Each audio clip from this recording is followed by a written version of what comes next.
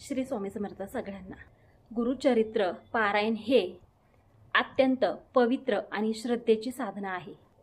ती योग्य पद्धतीने केली तर आध्यात्मिक उन्नती, शांती आणि गुरुकृपा प्राप्त होते। तर गुरुचरित्र पारायण कसे करायचे आहे संपूर्ण माहिती ह्या व्हिडिओमध्ये मी सांगणार आहे, त्यामुळे व्हिडिओ स्किप न करता सगळा बघा। तर 4 डिसेंबरला दत्तगुरु जयंती येते, म्हणजेच दत्त जयंती येते। तर कोणाला पारायण करायचं असेल तर एकदम सोपी पद्धत आहे, या पद्धतीने तुम्ही पारायण करू शकता। तर तयारी काय करायची ते सांगते। तर जिथे आपण पूजा मांडणार आहोत ती जागा स्वच्छ ठेवायची आणि घर आपलं शांत ठेवायचं। तर दत्त महाराजांचा फोटो किंवा मूर्ती असेल तर मूर्ती ठेवा। काय साहित्य लागतं तर ते सांगते। दत्त महाराजांचा फोटो नसेल तर मूर्ती ठेवा। त्यानंतर फळे, फुले, तर फळे 5 फळे जरी नसेल तर तुम्ही एक कोणतेही फळ 5 असं ठेवू शकता, म्हणजे केळी ठेवू शकता, 5 सफरचंद ठेवू शकता, कुठलंही फळ 5 ह्याप्रमाणे तुम्ही ठेवू शकता। अगदी 5 नाही ठेवता आले तरी 2 तरी ठेवावी। दिवा, अगरबत्ती, धूप, छान अशी रांगोळी, दूध, पाणी, खडी साखर आणि ग्रंथ, गुरुचरित्र ग्रंथ, जपमाळ। तर ह्या सगळ्या वस्तू। आता पूजा कशी मांडायची ते थोडक्यात सांगते। तर सगळ्यात अगोदर जी जागा आपण स्वच्छ केली आहे तिथे पाट किंवा चौरंग तुम्ही ठेवू शकता, त्याच्यावर छान असं वस्त्र ठेवायचं आहे। त्यानंतर दत्त महाराजांची मूर्ती ठेवायची। महाराजांच्या मूर्तीसमोर आपल्याला खडी साखर ठेवायची वाटीमध्ये, त्याच्यावर तुळशीचं पान ठेवायचं। पानाचा देठ महाराजांच्या मूर्तीकडे करायचा, जसं आपण नारळ फोडतो आणि नारळाची शेंडी देवाकडे करतो त्याप्रमाणे दांडा हा तुळशीच्या पानाचा देवाकडे करायचा आहे। त्यानंतर पाणी ठेवायचं आहे, पाण्यात सुद्धा तुळशीचं पान ठेवायचं आहे। 2 फळं ठेवायची आहेत किंवा 5 ठेवा तुमच्या इच्छेनुसार। त्यानंतर फुले अर्पण करायचे आहे, जपमाळ ठेवायची पाटावरती, त्यानंतर ग्रंथ ठेवायचा आहे आणि ह्या सगळ्या जिन्नस आहेत ह्या ठेवायच्या। बाकी काही सुद्धा जास्त काही लागत नाही। त्यानंतर तुम्ही छान अशी रांगोळी काढून घ्या आणि तुमचं मन शुद्ध अंतकरणाने मनापासून तुम्हाला ग्रंथ वाचायला बसायचं आहे। तर गुरुचरित्र या ग्रंथामध्ये किती अध्याय आपल्याला पठण करायचे आहेत 1 दिवसाला ते दिलं आहे। तर 7 दिवसांमध्ये आपल्याला हे पारायण पूर्ण करायचं आहे। उपवास वगैरे काहीही धरू नका आणि बाकी कांदा लसूण काही खाऊ नका। एक धान्याचं खातात, तर एक धान्याचं खायचं म्हणजे तुम्ही गव्हाचंच 7 दिवस खाऊ शकता आणि बाकी भात वगैरे खाऊ नका। मग फक्त गव्हाचं म्हटल्यावर तुम्हाला जर चपाती चालत असेल तर आता बघा काही काहींना चपाती चालत नाही, पोट वगैरे गच्च होतं, मग भाकरी चालत असेल तर दूध भाकरी खा, चपाती चालत असेल तर दूध चपाती खा।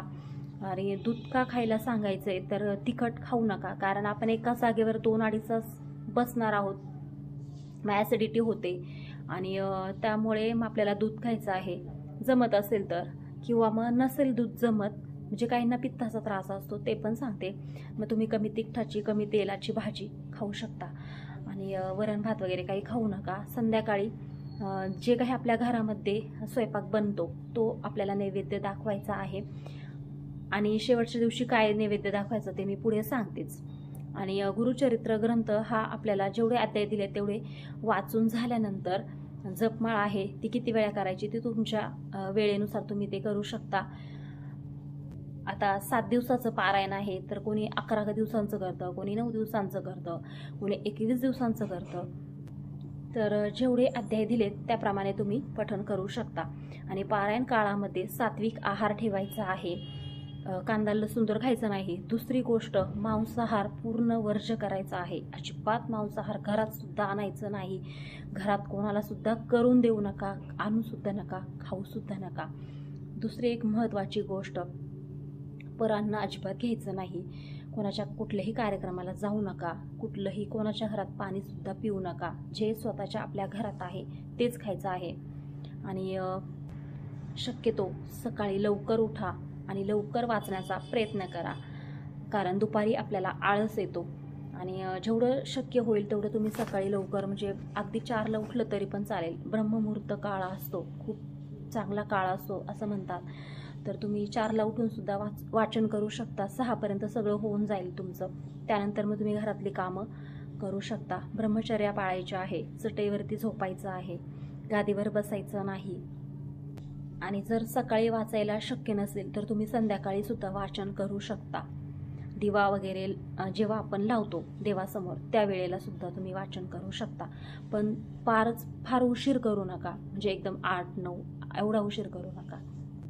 वाचन झाल्यावर आरती करायची आहे. गणपती बाप्पाची, दत्त महाराजांची, स्वामींची 3 आरत्या करायच्या आहेत. आणि पारायण हे श्रद्धेने अंतकरणापासून करा, वेगाने नाही. वाचताना शब्दांचे स्पीड घेऊ नका, समजून उमजून वाचा. पारायण करताना कोणत्याही वाईट विचारांना मनामध्ये स्थान देऊ नका, कोणालाही वाईट काही बोलू नका. जेवढं आपण सेवा करणार आहोत त्याचबरोबर आपलं कर्मही तेवढं चांगलं ठेवायला पाहिजे, तरच आपल्याला अनुभव येणार आहे, तरच आपली इच्छा पूर्ण होणार आहे.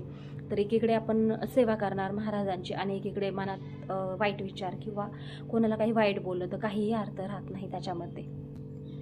आता पूजा मांडणी कशी करायची हे तर तुमच्या लक्षात आलं असेल, काहीही अवघड नाही. थोडक्यात परत जाता जाता सांगते. महाराजांची मूर्ती ठेवा, समोर पाणी खडीसाखर ठेवा, फळे ठेवा, फुले व्हा, अगरबत्ती, दिवा, धूप ह्या सगळ्या गोष्टी लावा, ग्रंथ ठेवा, जपमाळ ठेवा, छान अशी रांगोळी काढा, वाचन करा. वाचन झाल्यावर आरती वगैरे करा. ते झाल्यानंतर संध्याकाळी नैवेद्य जो काही असेल तो दाखवा. असं कंप्लीट 7 दिवस करायचं आहे. 7 दिवस झाले की 7व्या दिवशी आपल्याला सांगता करायची आहे. आता काही लोक बहुतेक 8व्या दिवशी पण सांगता करतात. तर बघा तुमच्या इकडे जी काही पद्धत असेल ती. आणि सांगता कशी करायची, तर आपल्याला पुरणपोळीचा स्वयंपाक बनवायचा आहे, त्याच्यासोबत घेवड्याची भाजी बनवायची आहे. दत्त महाराजांना घेवड्याची भाजी खूप आवडते.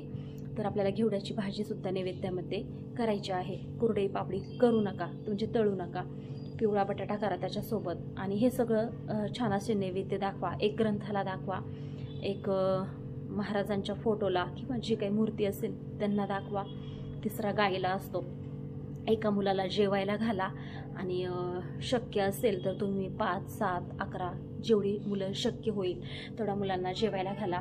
छान असे वस्त्र त्यांना काहीतरी द्या. तुमच्या यथाशक्ती जे काही तुम्हाला देता येईल ते द्या. फारच द्यायला नसेल जमत तुम्ही छान असे नॅपकिन द्या, पिवळ्या कलरचे किंवा ऑरेंज कलरचे, कुठलेही जसं तुम्हाला इच्छा होईल तसं द्या तुम्ही, पण काहीतरी द्या मुलांना. त्यासोबत एक केळी द्या, खडीसाखर, बस एवढंच आहे. आणि त्या दिवशी मंदिरात जायचं आहे.